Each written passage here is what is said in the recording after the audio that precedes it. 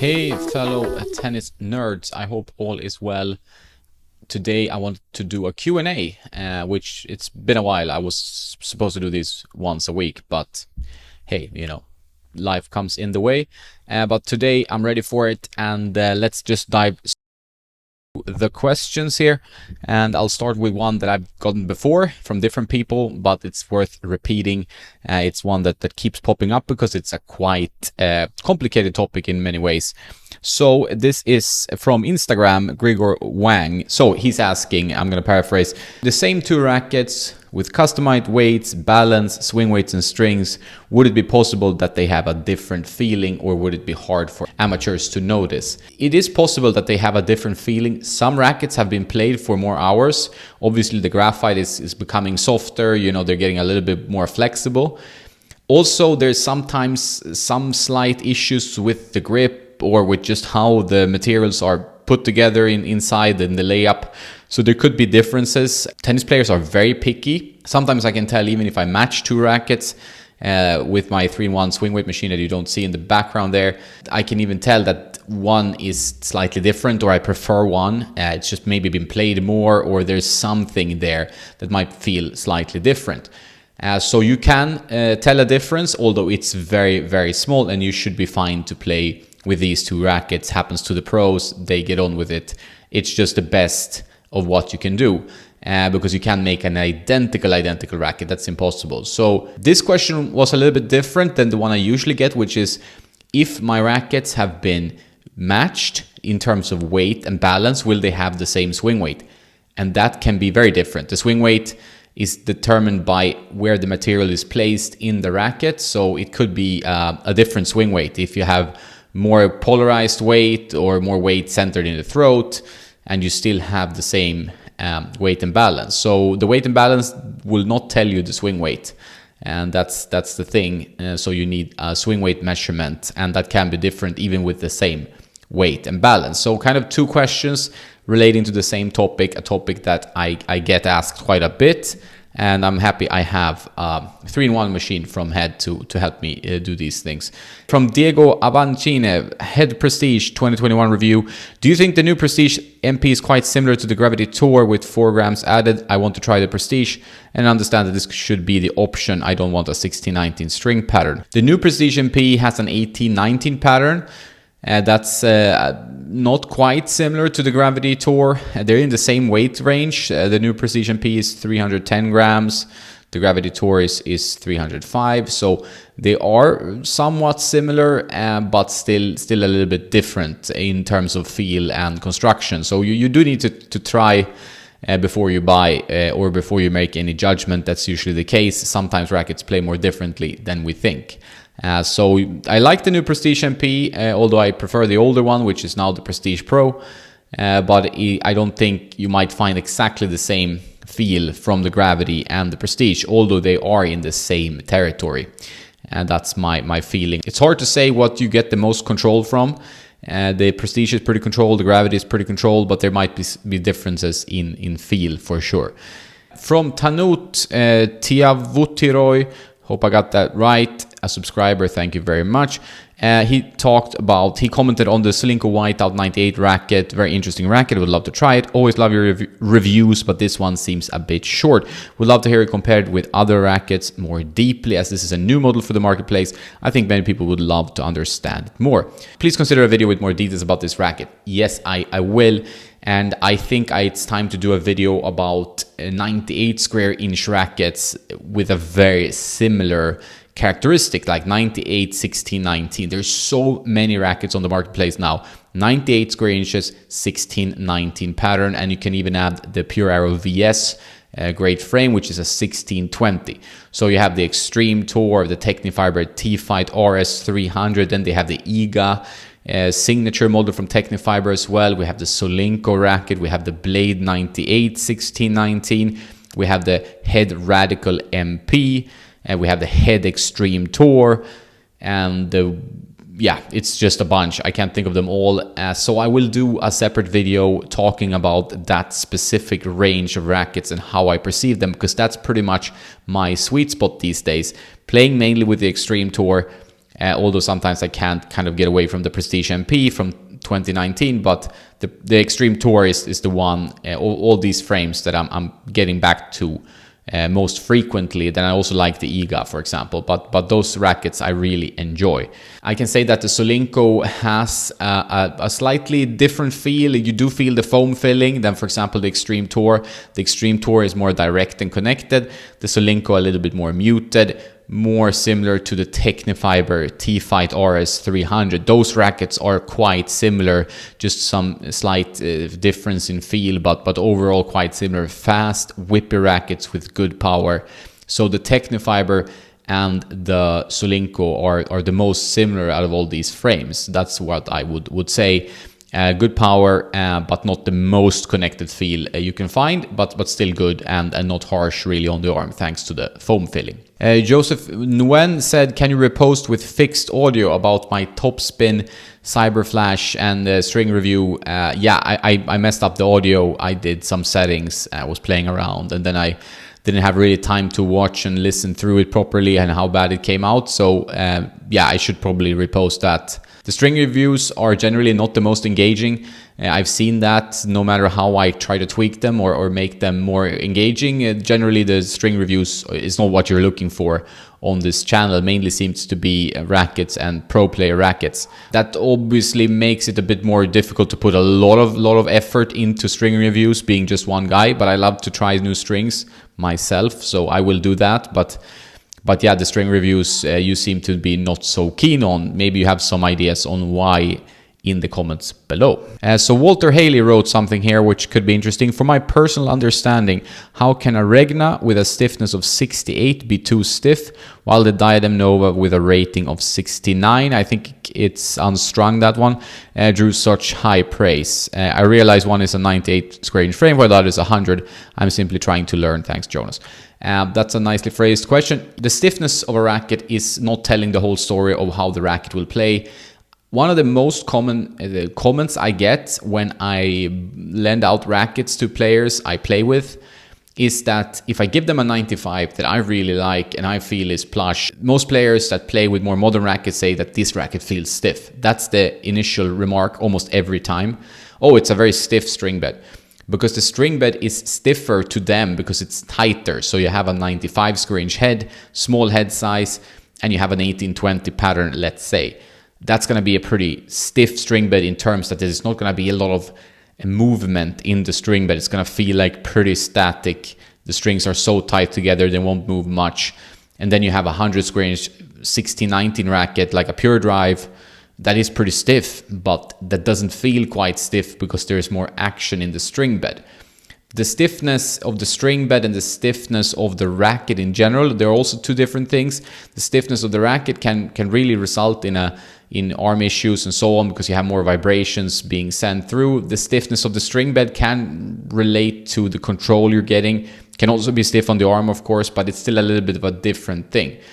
So the Regna, no matter what the stiffness tell you, obviously the head size makes a difference, but it's a question of dampening materials. The Nova has some dampening tech, also 100 square inches leaves more room for the strings to move and for it to be a bit more elastic.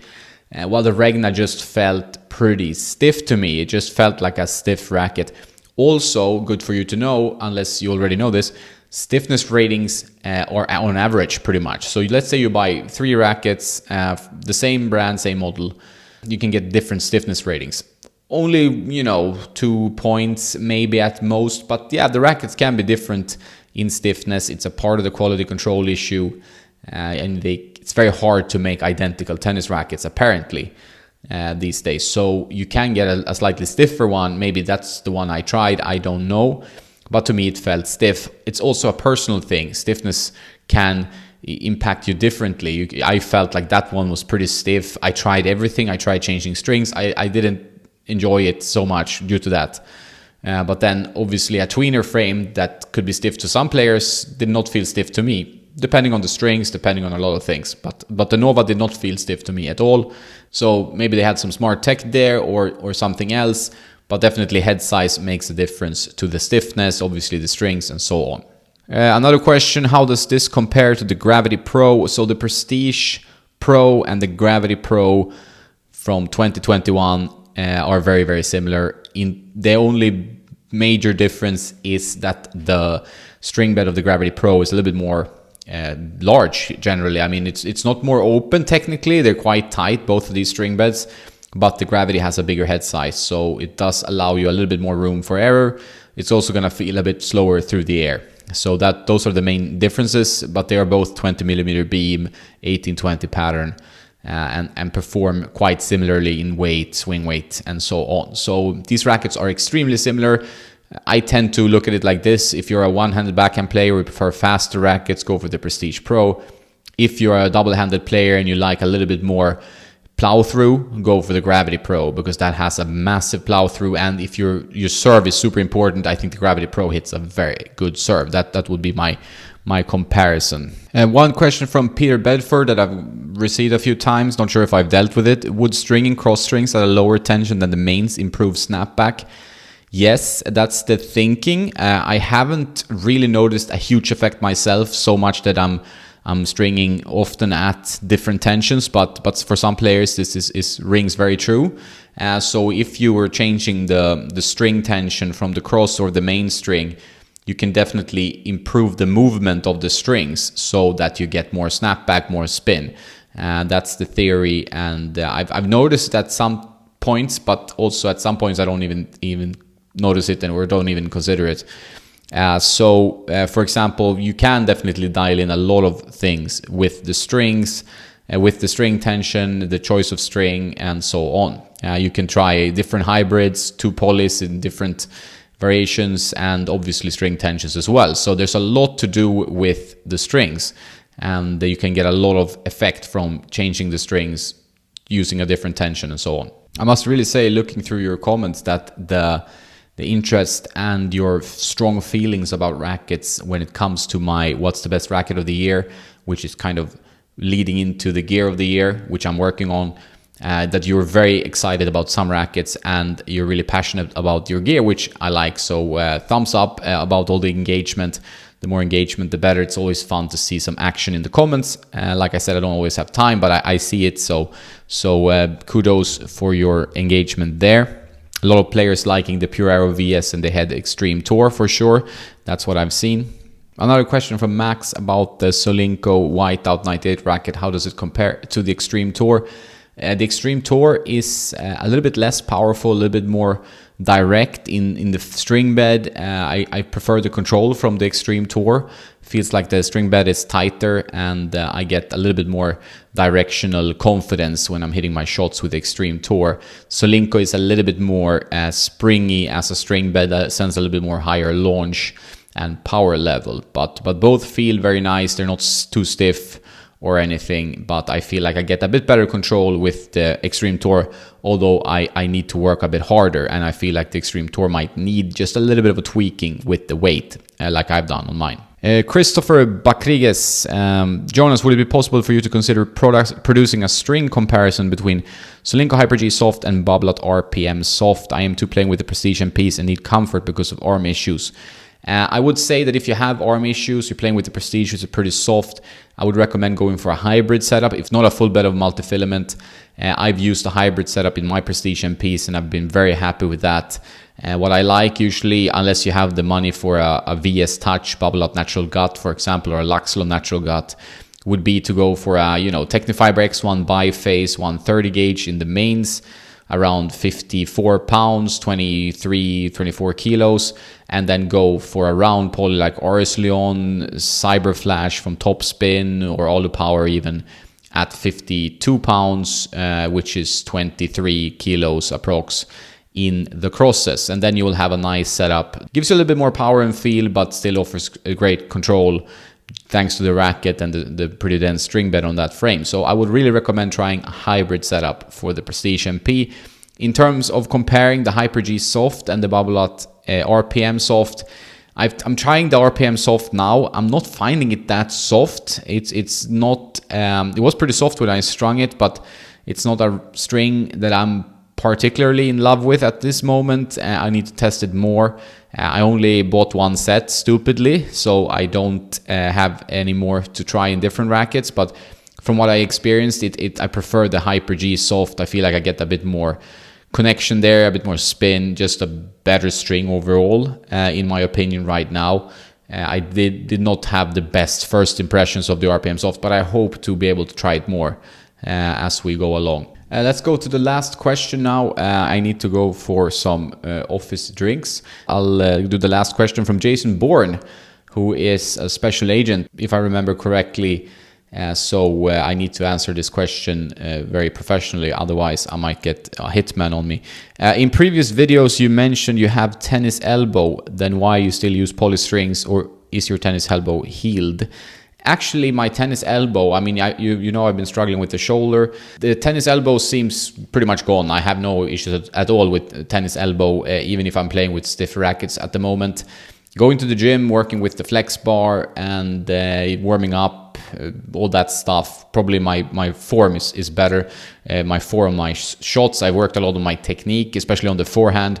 And it does seem to help, obviously, to have better technique and hitting more in front. So from what I can see from your comments and what I'm also experiencing with my results overall on the tennis court is that it has improved. So thanks to all of you who say nice things about my game. It does mean a lot. I'm always working on the game, obviously a self-trained tennis player. So if I can make any slight improvement, whether it's 1%, I'm super happy. So I just try to improve every day and see what I can ingrain in my tennis without paying expensive money to a coach. I'm trying to do a lot of it myself. It's a part of the journey I'm on with Tennis Nerd. And my forehand has been under the microscope heavily on this channel, but I'm getting pretty happy with it, always trying to improve it. It's such an important shot. It's always been my bread and butter, even though it didn't look nice before. But I need for it to work to take control of points. And I'm playing quite aggressive tennis normally when I play matches. So I definitely need my weapons to work. So thanks to all of you that noticed that the forehand is better. That has probably helped reduce my tennis elbow. I don't have any tennis elbow problems right now, so I'm pretty healthy. Shoulder is more of an overuse injury. I've played some like double matches, like 2 matches on one day and so on in heavy conditions. So I think it's something that's like an inflammation that will pass over time. So I'm not too worried about that. Generally pretty healthy. I hope you're healthy too. Make sure that you always warm up and you go to the gym in between, and strengthen your body will allow you to play more tennis. And always be sensible, don't overplay. I've done that. We get excited, we book 2 sessions in a row, etc., etc. It's better to keep it pretty modest, balanced, and make sure you can play tennis as much as possible. All right, that's all for this Q&A. I'll try to make them more frequent. I'm trying to make a video every day. I know some of you love that. I know YouTube likes it from the algorithms and stuff. You need to play that game. So I'm trying for my own sake as well to create videos every day. Some of them will be shorter. I think that's pretty good. I think most YouTube videos, myself included, my own videos included, are way too long. So I'm going to try to make them a bit shorter and a bit more to the point. That's always a challenge when you're one guy, but I'm trying my best. Thanks for your support. If you want to support me more, check out patreon.com/tennisnerd, where you get more content and a chat function with me. And you can also purchase something through the links in the description. I get a small commission if you do at no extra cost to you. Please also subscribe to the channel if you're not already subscribed. Helps a lot. Thanks a lot. Have a nice day, and don't forget to play some tennis.